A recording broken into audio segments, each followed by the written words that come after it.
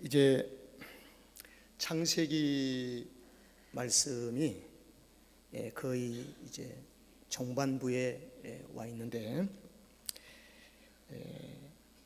시작도 중요하지만 창세기 정반부에 있는 48장, 49장, 50장은 굉장히 중요합니다.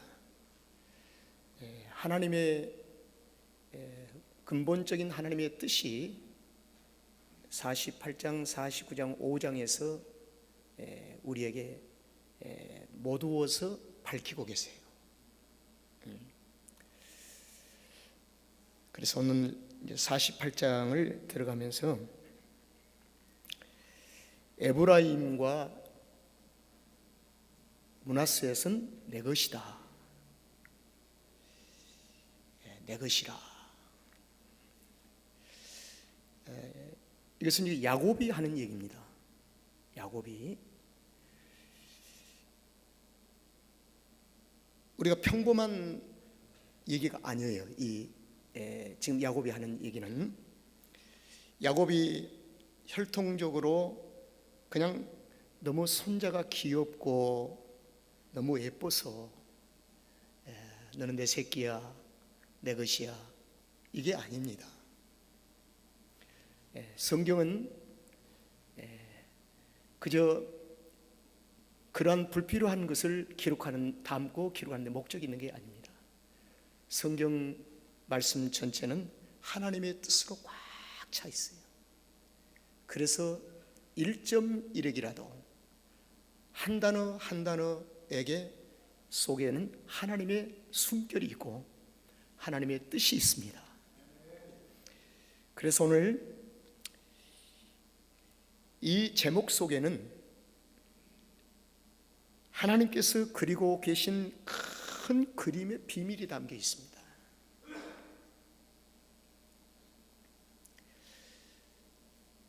창세기 47장의 28절의 말씀을 보면은 야곱이 애굽에 간 지 17년이 됐습니다. 기근이 전 세계적으로 기근이 있을 때 2년차 기근 때 앞으로 5년의 기근을 남겨두고 아들 요셉의 초청을 받고 야곱의 가정이 애굽으로 이주해 갔습니다. 그리고 애굽에서 17년을 지난 거예요. 그래서 130세에 야곱이 이주해 갔는데 17년이 지났으니까 지금 몇 세 계세요? 147세가 되는 것입니다. 이제 147세가 되니까 야곱이 기운이 쇠하게 되는 거죠. 그래서 죽을 기한이 가까웠다. 그래서 창세기 47장에서는 야곱이 죽은 기한이 가까움에 이렇게 합니다. 이제 가까워졌다는 것입니다. 가까워진 그 시점에서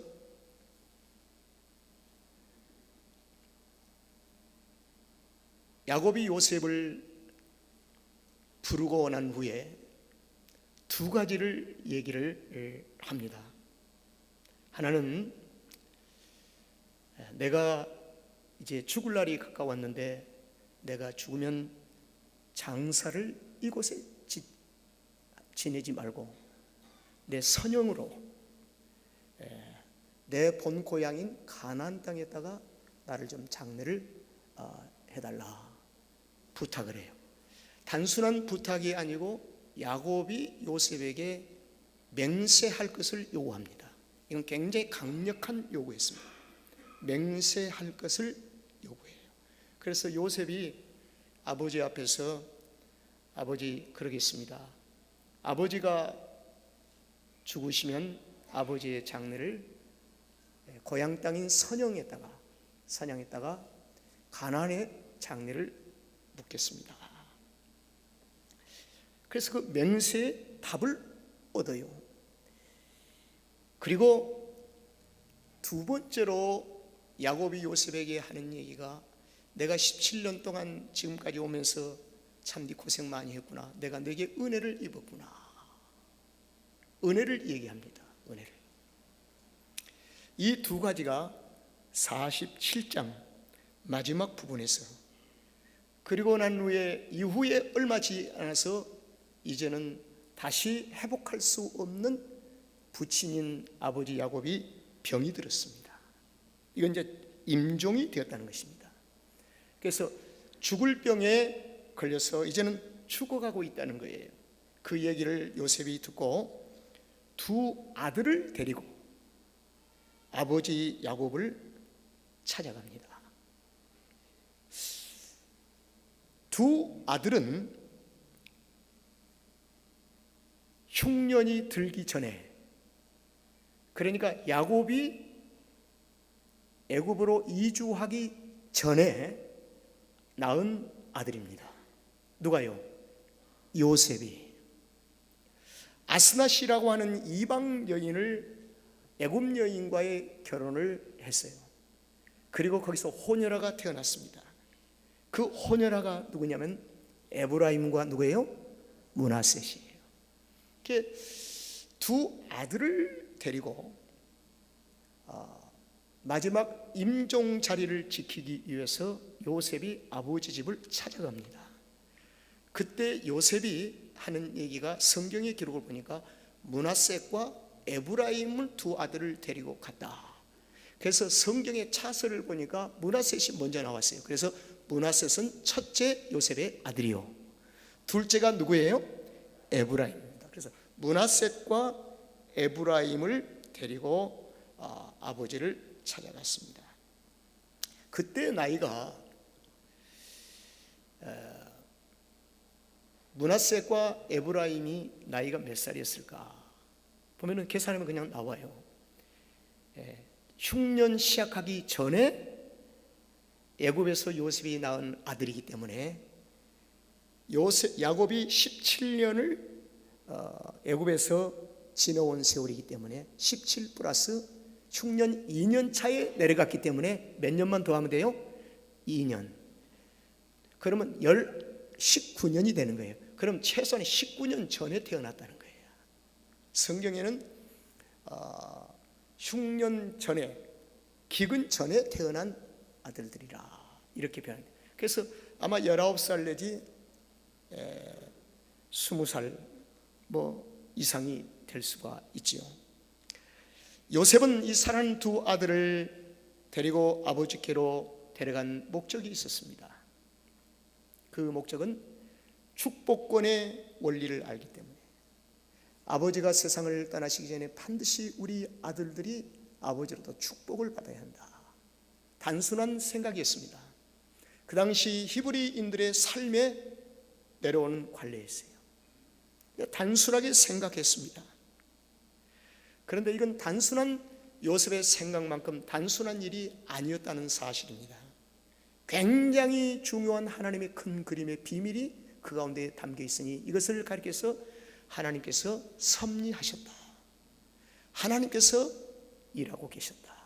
하나님이 데려오게 하셨다. 하나님께서 므낫셋과 에브라임을 데려오게 하셨다. 요셉을 통하여. 자, 우리 한번 이 일 후에 혹이 요셉에게 고하기를 내 부친이 병들었다 하므로 그가 곧 두 아들 므낫셋과 에브라임과 함께 이르니. 요셉이 두 아들을 데리고 올 때 큰 하나님의 그림을 보고 데려왔느냐? 아니에요. 1절을 보면은 우리가 힌트를 얻을 수가 있어요. 단순히 히브리인들의 관례대로 장자권에 대한 축복을 갖기 위해서, 아버지 야곱으로부터 조상으로부터 축복을 받기 위해서 두 아들을 므낫셋과 에브라임에게 축복하기 위해서요. 그 힌트가 어디냐면 1절 하반절에 보면 요셉이 두 아들을 데려왔는데 누구를 먼저 얘기했어요? 므낫셋을 얘기했습니다. 하나님은 이 사실이 바뀌거든요. 하나님의 큰 그림은 이름을, 순서를 바꾸는 것이었습니다. 그래서 이 요절에 비추어 힌트를 받는다면 요셉은 단순한 히브리인들의 관례대로 아버지로부터 축복을 받기 위해서 데리고 왔다는 것입니다. 자, 요셉의 생각 속에 갇히신 하나님 아니시고 하나님은 큰 그림이 있었습니다. 종종 우리 성도들의 삶에는 나의 스케치한 그림 속에 하나님을 가두려고 합니다. 내가 그리스도의 삶 속에 들어가는 것이 아니라 내 삶 속에 그리스도를 가둬버리려고 해요. 그래서 내 뜻과 하나님의 뜻이 때로는 충돌을 합니다. 서서히 충돌하다가 큰 충돌로 빚어집니다. 그 충돌에는 반드시 상처가 있어요. 러시아와 우크라이나 큰 충돌이지요. 상처가 있습니다. 러시아는 러시아대로 군인들이 전사를 많이 하고 우크라이나는 우크라이나대로 많은 전사를 하고 있습니다. 150만 명이 넘는 피난민들의 행렬이 우크라이나를 떠나가고 그렇습니다. 하나님의 큰 그림 속에 나의 삶이 무엇인가를 찾는 것이 굉장히 지혜로운 성도입니다.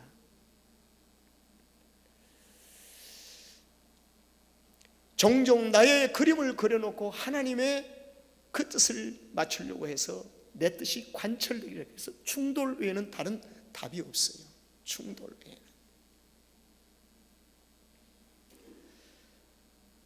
자,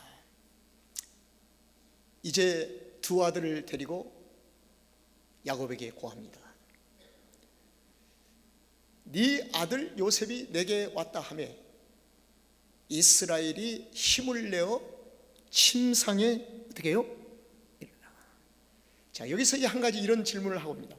단순히 이스라엘 백성들의 관례대로 장자권의 그 당시 고대 풍습에도 축복을 했어요. 조상들이 단순히 축복해 주시기와야 그 힘든 지금 마지막 숨이 껄떡껄떡한 그런 환경 속에서 야곱이 일어날 수 있겠냐 그 말이에요. 여기서 아주 중요한 게 있습니다. 이스라엘이 힘을 내어 침상에 앉아. 만약에요 야곱이 힘을 내어 침상에 앉았다고 한다면 이것은 인간의 혈통적인 아버지 입장에서 그래도 마지막 축복이라도 해주고 싶은 마지막 의지를 발동시켜서 일어날 가능성이 있습니다. 그러나 여기서는 야곱이 일어나는 것이 아니라 누가 일어나세요? 이스라엘. 이스라엘은 하나님의 그림 속에 들어있는 중요한 중심입니다. 이스라엘. 하나님은 야곱의 그림을 그린 것이 아니라 모든 민족의 그림을 그린데 이스라엘이라고 하는 민족의 그림을 큰 그림을 그리시는 하나님. 여러분 저와는 이전의 신혼교가 아닙니다. 이전 것은 지나갔으니 보라 새 것이 되었도다. 새로운 피조물의 신원교예요. 새로운 피조물의 이봉중이에요. 새로운 피조물의 황제신이에요. 우리는 이전의 황제신과 이전의 이봉중이 아니라 이전의 신원교가 아니라 이후에 이전 것은 지나가 버리고 이후에 그리스도에게 속한 자로 하나님 나라에 속한 자로 신원교라는 것입니다. 인정하세요? 인정하세요? 이 사실을 인정해야 돼요. 그래야 나는 하나님의 자녀입니다. 이것을 바로 선포할 수가 있어요. 입술로 하는 게 아니에요. 그냥 그리고 나는 하나님에 속한 자입니다. 바로 할 수가 있잖아요. 저는 요즘 이걸 매일 아침마다 선포하고 많은 덕을 톡톡히 보고 있습니다. 보고 있어요. 이걸 매일 아침마다 하고 나니까 마음의 하루의 삶의 생활이 담대해져요. 확실히 느낍니다. 무엇인가 자꾸 침울해지고 내 안에 조여오는 그런 환경이 요즘 많이 없어요. 이 선포,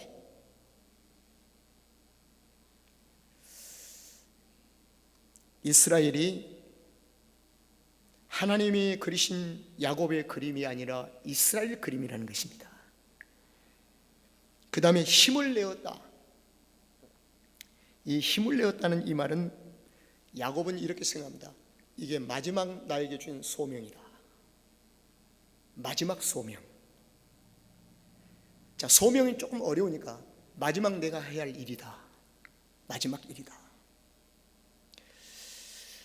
모든 성도에게는 맡겨주신 일이 있습니다. 일이 있어요.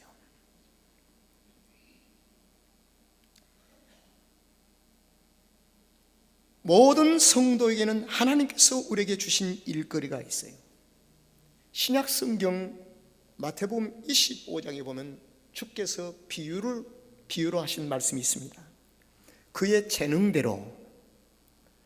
재능대로 주인이 종을 불러다가 달란트를 주고 왔으니 금 5달란트, 또 어떤 종에는 뭐요? 2달란트, 어떤 종에는요? 1달란트 다 주었습니다. 다 5달란트를 받은 게 아니에요.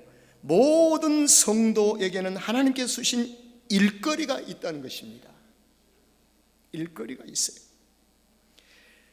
그래서 주인이 타국에 갔다 돌아온 후에 주인이 보는 비유가 있습니다. 무엇을 받는가?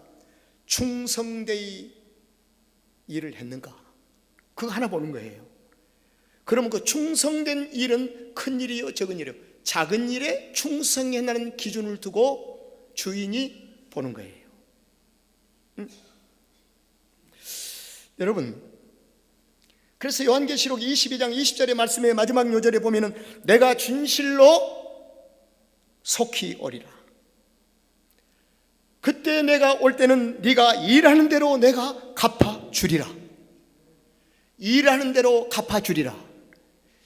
자, 이 말씀 마태복음 25장과 요한계시록 22장 20절의 이 말씀 전체를 충성되이 작은 일에 하기 위해서 야곱은 마지막 침상에서 껄떡거리고 있을 때에 마지막에 주신 하나님의 일을 알았기에 그는 힘을 내어서 침상에 일어나 앉았다는 것입니다. 이렇게 적용이 되잖아요.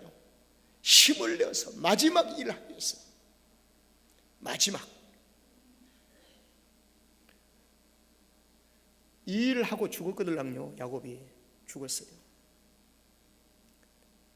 돌아갔어요.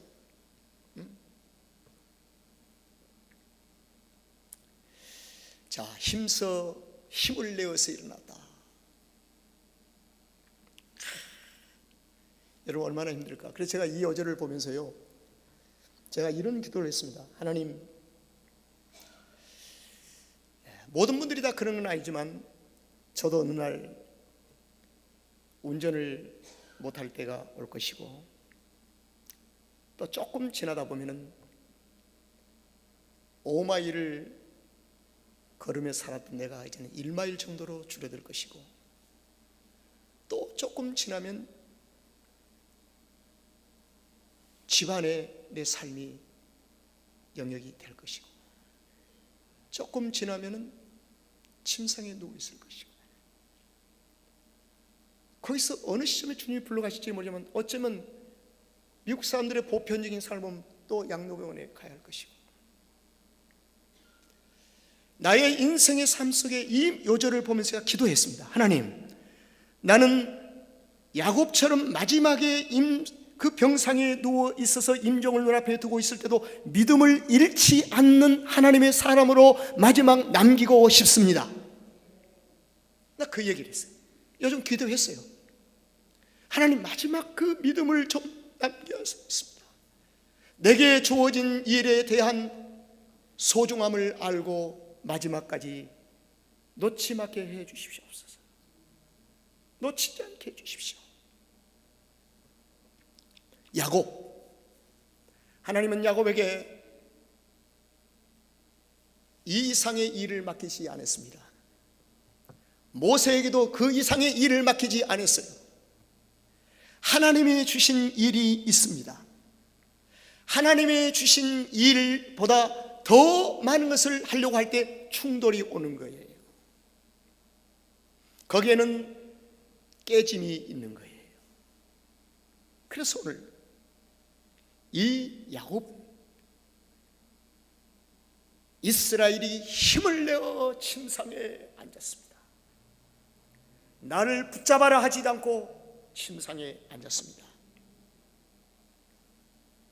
그때까지 요셉은 우리 아버지 의지가 대단하다, 우리 아들 므낫세과 에브라임에게 그 축복권을 행사하시려고 저런 의지가 대단하다, 우리 아버지로서 훌륭해, 할아버지로서 훌륭해, 대단하게 기대를 가지고 있지만 하나님의 뜻은 전혀 그게 아니었습니다. 자, 이제 구체적으로 오픈됩니다. 시작됩니다. 3절에서 요셉에게 이르되 이전에 가나안 땅 루스에서, 이 루스는 베델입니다. 이전에 가나안 땅 베델에서 전능하신 하나님이 내게 나타나 복을 허락하야. 여기서 중요한 단어가 있죠. 하나님께서 내게 뭐요? 나타나 복을 어떻게 해요? 허락하셨다는 거예요. 복을 허락하셨대요. 이것을 성경에서 12지파에게 가나안 땅을 분배할 때 어떤 지파는 큰 땅, 적은 땅, 큰 땅, 적은 땅, 조그만 귀퉁이 땅, 이것을 분깃이라고 합니다. 모든 사람이 동일한 것이 아니에요. 복을 하나님께서 허락해 주셔야 합니다. 내가 만든 복이 아니에요. 하나님께서 복을 허락해 주셔야 돼요. 그래서 남을 부러워할 이유도 전혀 없어요. 하나님이 내게 주신 그 분깃과 분복에 감사할 줄 알아야 합니다. 내게 주신 분복에 대해서 감사하지 못할 때 거기 그 다음에 어떤 상황이 벌어지는지 아시지요? 이웃에 대한 질투와 시기심과 비난과 많은 것이 시작이 돼요. 그리고 쓴 열매를 맺어가게 되는 거예요. 그리고 자기가 스스로 상처를 받게 되는 거예요. 그리고 마침내는 감당하지 못하는 자신 속에 함몰되어 버리고 맙니다. 그리고 믿음 생활의 기도가 되지를 않습니다. 그리고 마지막에는 원망하기까지 이르게 됩니다. 어쩌면 주님을 떠났다가 돌아오기도 합니다. 그렇습니다. 그래요. 야곱이 자녀들에게 하나님께서 내게 복을 허락해 주셨다, 이 말을 바꿔서 얘기하면 하나님이 너에게도 복을 허락해 주셔야 한다. 내가 너에게 주는 복이 아니다. 요셉이 말하는 장자에 대한 관례대로 주는 이 축복에 대한 것의 이미지를 깨버리고 맙니다. 복을 허락해 주셨다. 얼마나 멋있습니까? 자, 4절은 너무나 우리가 잘 아는 요절이죠. 4절 다 같이 한번 읽어보실까요? 시작. 이르시되 내가 너로 생육하며 번성하게 하여 네게서 많은 백성이 나게 하고 내가 이 땅을 내 후손에게 주어 영원한 기업이 되게 하리라. 여기서는 두 군데가 중요합니다. 많은 백성, 많은 민족이 나올 것을 얘기합니다. 야곱은 아무리 야곱의 한 사람만 놓고 본다면 야곱의 가정의 혈통에 불과하지요. 그러나 이스라엘 많은 백성, 하나님의 큰 그림을 봅니다. 모든 열방을 하나님께서 그림을 그리고 계신다고 말이에요. 그 다음에 네 후손에게 주어서 기업을 주되 무슨 기업이에요? 영원한 기업을 주시리라. 영원한 기업. 기업에는 두 가지 기업이 있습니다. 하나는 구원에 대한 기업입니다. 우리가 구원받은 줄로 믿습니다. 그 다음에 두 번째 기업이 있어요. 성도들이 이 땅에서 살아가면서 삶에 주어진 영역 속에 하나님이 주신 기업이 있습니다. 이것을 일거리라고 그래요. 일할 수 있는 일거리의 기업이 있다는 것입니다. 자, 이렇게 말씀하신 그 의미 속에 하나님은 요셉이 생각하는 축복 정도가 아니에요. 하나님의 큰 그림이 지금 우리 앞에 밝혀지고 있습니다. 이제 5절에서 이 사실이 온전히 밝혀집니다. 요셉에게는 상당히 충격적인 얘기입니다. 이게요. 충격적인 얘기예요. 자, 5절에 보세요. 내가 애굽으로 와서 네게 이르기 전에 애굽에서 네게 낳은 두 아들 누구요? 사실 요셉대로 하면은 장남이 먼저 와야 되죠. 누구예요? 므낫셋이 와야 되는데 에브라임과 문하세. 혹시 아버지가 너무 늙어서 이게 장남 차자를 구분을 못했는가? 아닙니다. 야곱이 하는 모든 지금 이 얘기는 성령에 사로잡혀 하나님의 마지막 일을 온전히 이루기 위해서 하나님께서 섭리하시고 하나님께서 일하고 계신 것입니다.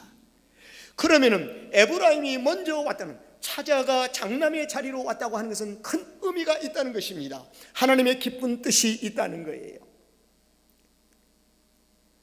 왜 에브라임이 먼저 왔는지 이것은 이제 창세기 마치기 전에 여러분들에게 설명을 드리려고 합니다.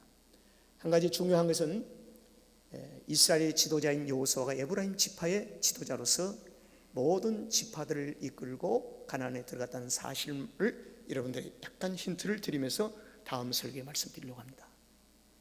오늘 중요한 것은 에브라임과 므낫셋은 누구의 것이라고요?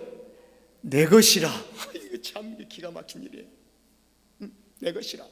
그런데 여기까지만 끝났으면은 그냥 할아버지니까 손자가 너무 예뻐서 내 새끼 내 것이라고 할 수 있는데 6절의 말씀을 비워보니까 의도적인 무심코 하는 얘기가 아니라 혈통적으로 하는 얘기가 아니라 6절을 보니까 의도적인 하나님의 의도가 나왔습니다. 자, 6절을 보세요. 이들 후에 네 소생은 뭐요?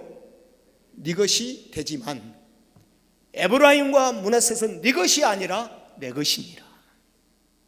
이거예요 지금.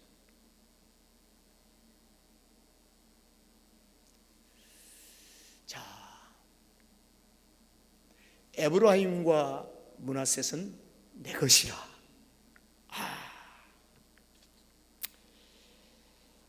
성경의 위대함이 여기 있습니다. 하나님의 말씀을 읽고 묵상에 가다 보면 닭살이 너무 위대한 말씀입니다.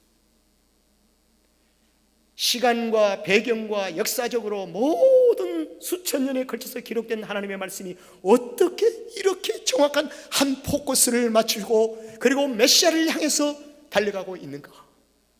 놀랍죠? 그렇기 때문에 이 성경을 사랑하는 거예요. 이 하나님의 말씀이 정경인 거예요. 이 말씀이 1.1억이라도 바꿀 수 없는 소중한 하나님의 말씀이요 하나님의 인격이라는 거예요. 너무나 소중하잖아요. 세상은 다 변해도 진리의 말씀은 변하지 않습니다. 이 말씀이 안에서 살아가고 이 말씀을 따라 사는 것이 얼마나 큰 축복입니까? 성경을 나에게 비추지 마시고 내가 성경 속에 비춰지는 삶이 되어야 합니다. 그래서 나의 현 주소를 바로 볼 수가 있는 것입니다. 내가 지금 어디에 서 있는가? 나의 이성과 고집과 지식이 성경이 나를 돕는 것이 아니라 내가 성경 속에 나의 지식과 모든 경험이 지금 어디쯤 와 있는가? 성경은 밝혀주고 있습니다. 그래야 할 때 우리는 정직해지는 거예요. 진실해지는 거예요. 그래야 할 때 우리는 바리새인의 껍질을 벗게 되는 것이에요. 서기관들의 옷을 벗게 되는 거예요. 그리고 마침내는 바울처럼 실오라기 하나 거치지 않고 벌거벗은 몸이 되어버리고 마는 거예요. 그는 바리새인의 껍질을 벗기까지 많은 시간이 지났습니다. 힘들고 어려웠습니다. 그는 자신을 최고로 여겼습니다. 그래서 껍질을 벗기 전에는 바울에게는 성령의 역사가 일어나지를 않아요. 기적과 표적이 일어나지를 않아요. 그러나 그가 껍질을 벗은 후부터 바울의 생애 속에 기적과 표적이 나타나게 되니 성령의 역사가 시작이 되었습니다. 저는 교회 사역하면서 성도 한 명이 교회에 오고 하는 것은 신혼교나 사람이 하는 일이 아니에요. 주께서 이끄신 겁니다. 이걸 나는 수십 년 동안 고백하고 있는 거예요. 그래서 목사님들끼리 모여도 하나님의 교회가 구원받은 자가 더해가는 것은 하나님께서 보내지 아니하시면, 하나님께서 이끌지 아니하시면 안 된다는 것입니다. 사람이 힘으로 아무리 끌고 다녀도, 그러나 우리에게 맡겨주신 일이 있다는 것입니다. 맡겨주신 일. 에브라임과 므낫셋은 내 것이라, 내 것이라. 그리고 이후로 요셉, 아스납 네 가운데서 낳은 아들이 있으면 그때부터 네 것이라.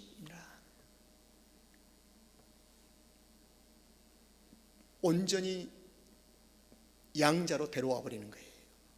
데려와 버려요. 저희 말씀을 이렇게 한번 성경에 여러분들에게 말씀을 드리려고 합니다.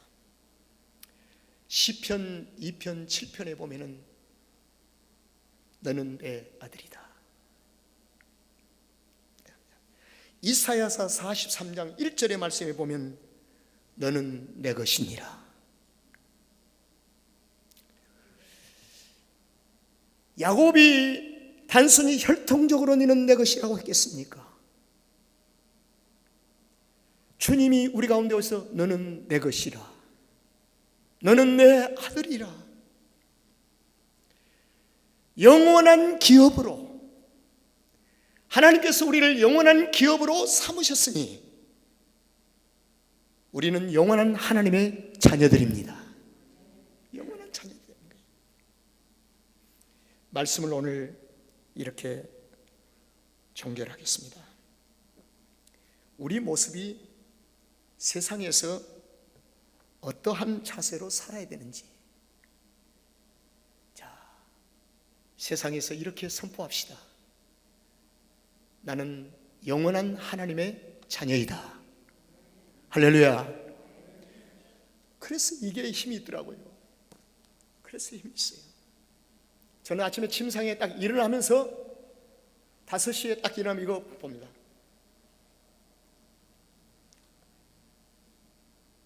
나는 하나님의 자녀입니다. 여러분들이 아멘 하세요. 다시, 나는 하나님의 자녀입니다. 나는 하늘에 속한 자입니다. 나는 주님의 지체입니다. 나는 예수 그리스도의 이름을 가진 자입니다. 나는 축복권을 가진 자입니다. 나는 예수의 권세와 능력을 가진 자입니다. 나는 성령의 사람입니다. 나는 행복하게 살 권리가 있습니다. 나는 마귀 사탄을 주님의 이름으로 물리칠 수가 있습니다. 나는 건강한 자신, 건강한 가정, 건강한 교회를 세울 것입니다. 그래서 건강한 가정을 마지막에 선포하면서 저희 집사람과 낮에 서로 하다 보면 거슬리는 것도 있고 부딪힐 게 있어요. 그럼 내가 아침에 건강한 가정을 선포했지 하면서 자신을 컴다운 딱 시킵니다. 그래서 이걸 보고 덕을 보고 있는 거예요. 이게 나를 얼마나 지금 삶을 이끌어가고 있는지를 요즘 경험하고 있습니다. 여러분, 우리 에브라임과 므낫셋은 내 것이라고 하는 것처럼 우리는 12지파에 소속되어 있고, 요한계시는 24장로가 하나님의 보좌에 둘러싸여 있습니다. 그 24장로가 구약의 12지파와 신약의 12사도, 그래서 24장로는 성도를 상징하고 있습니다. 오늘 여기에서 에브라임과 므낫셋은 성도를 가리키고 있습니다. 바로 에브라임과 므낫셋은 내 것이다. 그럼 왜 에브라임이 먼저 왔냐? 하나님의 주권과 하나님의 섭리 가운데서 하나님의 일을 위해서 우선순위로 부르셨다. 이 사실을 이제 다다음 주에 좀 말씀을 드리려고 합니다. 여러분, 한 주간 우리 하나님의 자녀로 승리하시기를 주의 이름으로 축원합니다.